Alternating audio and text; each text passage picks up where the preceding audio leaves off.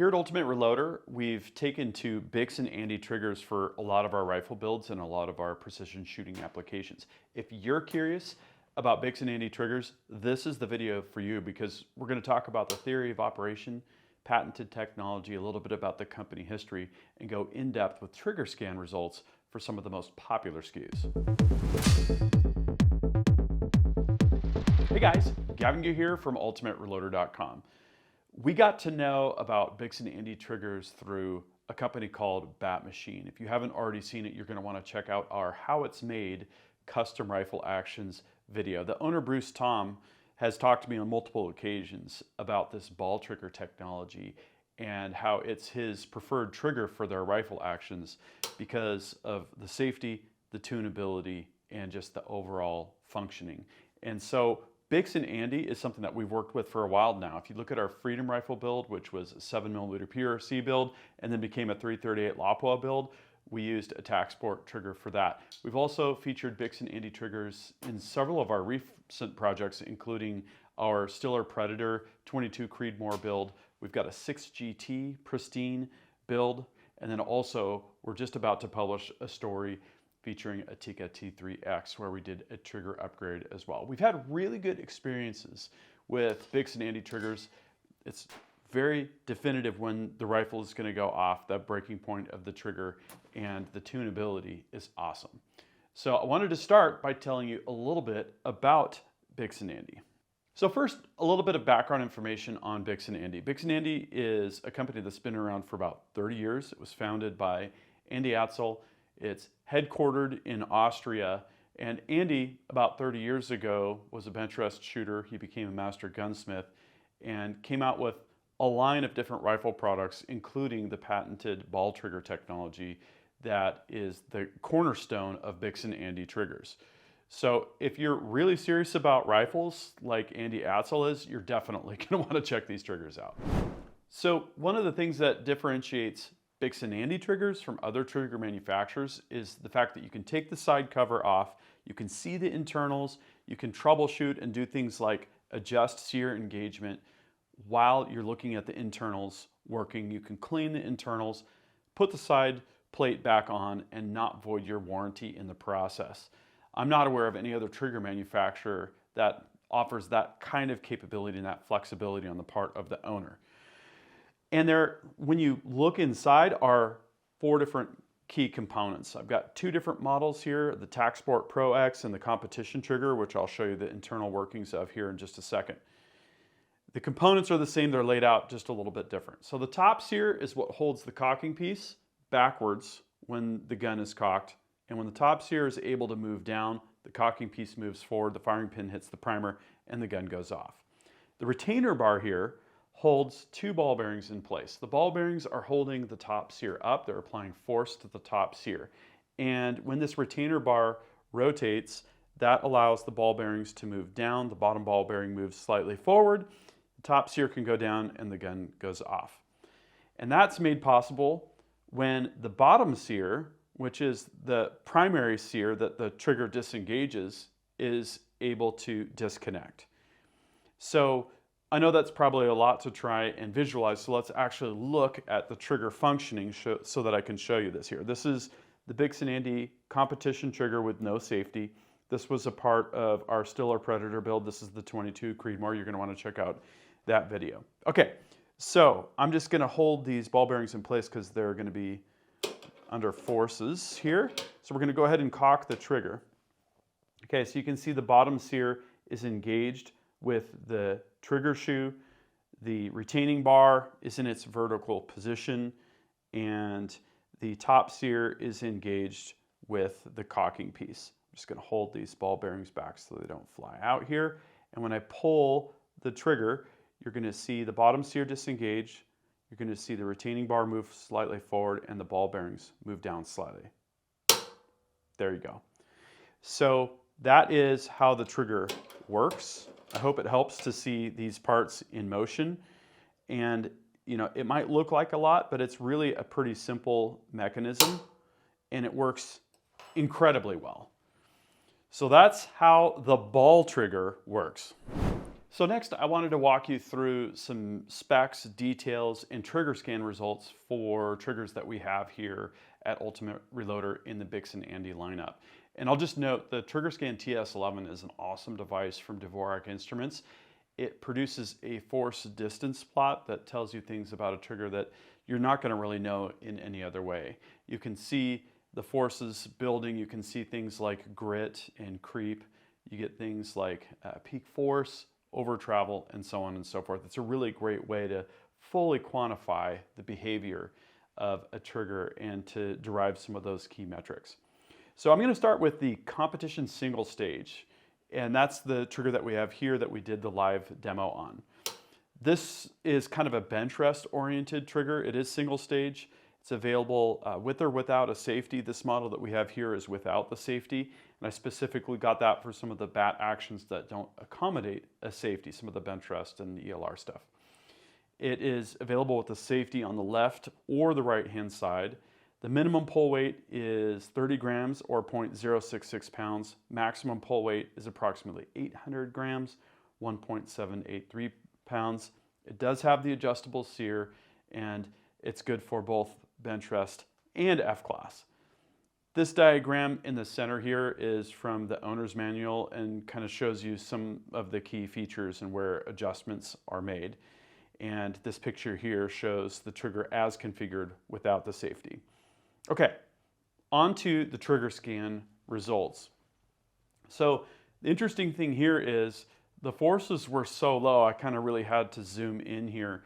And it's almost hard to get a super accurate picture because the pull forces are so low, but the TriggerScan TS11 is such a sensitive instrument, we were able to get some really consistent results. And I'll say in general, from the testing that we did, I'll note that you can actually go slightly below and generally above as well what Bix'n Andy publishes for minimum and maximum pull weights. There is no super exact bounds for the pull weight. It's really more about getting optimal sear engagement, optimal pull weight, and making sure that the rifle is in a safe condition. So your mileage may vary slightly, but we're including specs from the manual here for what you can expect in general. So what I did was I adjusted the trigger pull weight right around minimum, somewhere in the middle, and then towards maximum. And from our testing, minimum was 0.04 pounds, which is 18.14 grams. The middle value was 0.17 pounds, which equates to 77.11 grams. And it went all the way up to 0.28 pounds, which is 124.74 grams. And we had the light spring in. And so the published specs are from 30 grams to 80 grams, and we went from 18 up to 124. So it shows you that you can go below and you can go above. If you want to be extra sure that you're super safe and in that sweet spot for the operating parameters for the trigger, I would suggest trying to get it closer to that range.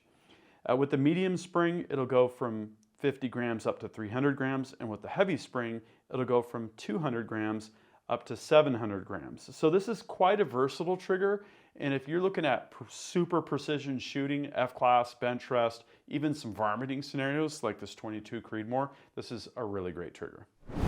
If you're in a precision application and you like a two-stage trigger and maximum configurability, the competition two-stage is a really great option. I'll note that's this trigger right here, that it doesn't come with the trigger shoe because the assumption is that you're going to want to personalize and get the profile that you're really after and to make that trigger work ergonomically best for you as the shooter. So that, the blue shoe there, is something that was provided separately. And so this is a two-stage trigger, available with or without safety. And the safety, if you get it, is available on the right-hand side or the left-hand side. Pull weight minimum is 30 grams or 0.066 pounds, and pull weight maximum 500 grams, 1.1 pounds. It does have an adjustable sear. And again, this is for things like bench rest, F-class, and match. You can see here, again, from the owner's manual, we've got a number of different things going on. Some of the adjustments are made when you remove the trigger shoe, which is really easy. There's two screws on the side. Super easy to do that. Okay, trigger scan results. So this graph is a little bit harder to see because things kind of stacked up on top of each other. But what we were able to see with a low first stage and low second stage was a combined pull weight of 0.15 pounds or 68 grams. With a low first stage and a high second stage setting, we had 0.32 pounds or 145.15 grams. And with a high first stage and a low second stage, it's trying to get a good variety here, we had 0.23 pounds, which equates to 102.06 grams. And you can see from the table that's provided in the owner's manual, with different spring combinations, there's a lot of tunability and customizability with this trigger. And if we go back to the lower and upper bounds, that's kind of, the general lower limit and upper limit of the combined pull weight. But within that, with different spring options, you can really make this trigger whatever you want it to be. Okay, so on to the TacSport X. The model we have here is the single stage. It has options for safety on the right-hand side or the left-hand side. Minimum pull weight is 0.62 pounds. Maximum pull weight is 2,000 grams or 4.4 pounds. It does have the adjustable sear, and this is going to be just a great general purpose precision trigger for things like PRS, general competitive shooting, hunting. I think personally this would be a great rimfire trigger. It also includes a removable bolt release if that's a configuration you need.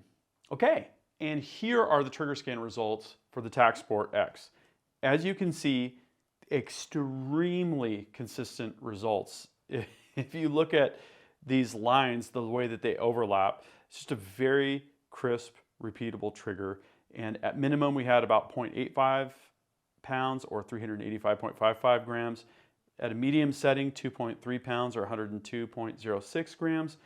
And at maximum pull weight, we had 3.6 pounds or 1,632.93. Now, if we compare that with the specified pull weight range from the product manual, they had it at 0.62 pounds all the way up to 4.4 pounds. Now, again, I didn't completely back out the screw, most likely, in this particular case. My goal was to get near minimum, somewhere in the middle, and near maximum, right? And so we had it up to 3.6 pounds. It's possible that it would go a little bit higher with a little bit more adjustment. So if you want a pro trigger that's like the TacSport X, but at a lower pull weight, the Pro X is what you're after. That's this trigger right here. I absolutely love this trigger. Absolutely love it. It is a single stage, available with right or left hand safety. Minimum pull weight is 3.5 ounces. Love that.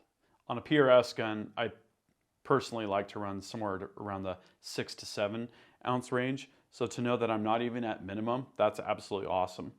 And it'll crank up to 2.2 pounds at maximum setting. It does have the adjustable sear, and this is going to be for things like ELR, PRS, F-class, hunting and varmint, any kind of precision rifle application where you need a really, really fine trigger with low pull weight. An optional bolt release is available for this model as well if that's a configuration that you need. And here we have the trigger scan results for the TacSport Pro X. As you can see here, this is an extremely consistent trigger. I think this is literally the most consistent results I've ever observed with the Trigger Scan TS11 for any trigger. Absolutely love this. And I didn't have this at the absolute minimum. You can see here we're at 0.62 pounds. It definitely goes below that, 281.23 grams. In the middle, I was at 1.71 pounds or 775.6 grams. And I cranked it up to 2.35 pounds, which is very close to the published maximum of 2.2 pounds. That equates to 1,065.94 observed for the 2.35 pounds. And again, the published specifications are 3.5 ounces minimum and 2.2 ounces maximum. This trigger for precision applications leaves absolutely nothing on the table if you're looking for a single stage. I will note there's also a TacSport Pro X 2-stage, which is also absolutely awesome. So the last trigger I wanted to cover here is the Dakota. Dakota comes in at just under 1 pound. pull weight and is a great choice for things like hunting or general precision shooting when you want to be down around that 1 pound minimum pull weight range. It's a single stage. It is available with right hand or left hand safety. The published pull weight minimum is 0.99 pounds. We actually got under that. I'll talk about that when we get to the trigger scan results. Maximum pull weight is 4.41 pounds. It does not have an adjustable sear, and they list hunting, sports, and long range as the applicable applications for this particular Dakota trigger. And an optional bolt release is available, again, if you need that for your particular rifle application. So, trigger scan results, you can see here, just behind the TAC Sport Pro X, this is probably the second most consistent result that I observed. And part of this is, as I was doing all of this testing over multiple days, I realized that I had to run approximately 10 tests before I even started collecting data with a particular setting of the rifle into the instrument, and just in order to get it settled in. And that enhanced the observed repeatability here slightly, right? So this is after I had perfected my technique, but you can see here the results definitely speak for themselves. We had a minimum observed of 0.8 pounds, which is great. The rifle was safe with that configuration, 362.87 grams. In the middle, we were at 2 pounds or 907.18 grams, and our maximum observed was 3.62 pounds or 1,642 grams. It appears that we likely could have gone further because the published minimum pull weight is 0.99 pounds and the published maximum pull weight is 4.41. So it would probably elevate even a little bit more. I'm not really sure why you would actually want to do that. So the Dakota, we've used this in multiple rifle builds. We used this in most recently the Tikka T3X build, which might not be published yet at the time of this publishing, but will be available shortly. That was a 308 rifle that we put into an Ultradyne chassis, did some sporter barrel threading, really fun project, and we were able to take the pull weight very significantly down from where the factory trigger was set on that T3X. So I absolutely love the Dakota, and for hunting builds, you know, it runs great and is also very competitively priced. So the Dakota, in my book, is an absolute winner. Okay, so to wrap it all up, first off, if you're interested in buying a Bix'n Andy trigger, head on over to Bullet Central. They've got a very broad in-stock selection of these triggers, including for Sako, for Tikka, for Remington 700, and guess what? Savage is on the way too. That's awesome news. They've got the selection, the inventory, and the experts. And if you want to know more about the triggers, they also have a bunch of really great tech tips and how-to content on their YouTube channel. So ball triggers minimize friction and maximize functionality. It's a very simple mechanical mechanism. You can adjust, open up, clean internals, check out how your trigger is working, and put it back together without voiding your warranty. That is a differentiator between Bix'n Andy and other trigger manufacturers. They come in at a competitive price point, and you know, we love these triggers, and like I said, Bat Machine recommends these triggers for use with their actions, so you're going to see a lot more Bix'n Andy content coming. And that leads me to my question for you, is sort of two parts. First off, what do you think about the Bix'n Andy triggers and the ball trigger mechanism that I showed in the video? Drop a comment and we'll start that discussion. And if you want to suggest specific rifles, applications, or specific pieces of content related to Bix'n Andy triggers, drop that comment and we'll put that on our content suggestion list. I really appreciate you all.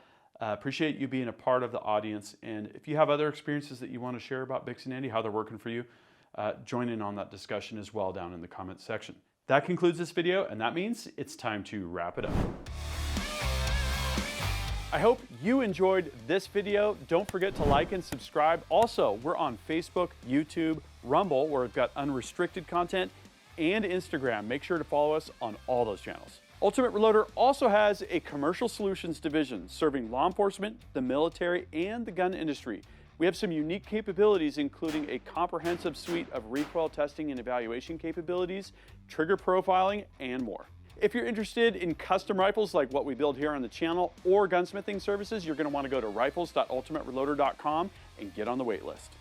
If you want to learn lucrative gunsmithing like what I show here on the channel, including building custom rifles and Cerakote plus a whole bunch more, you're going to want to check out the Colorado School of Trades, schooloftrades.edu. Thanks again for watching.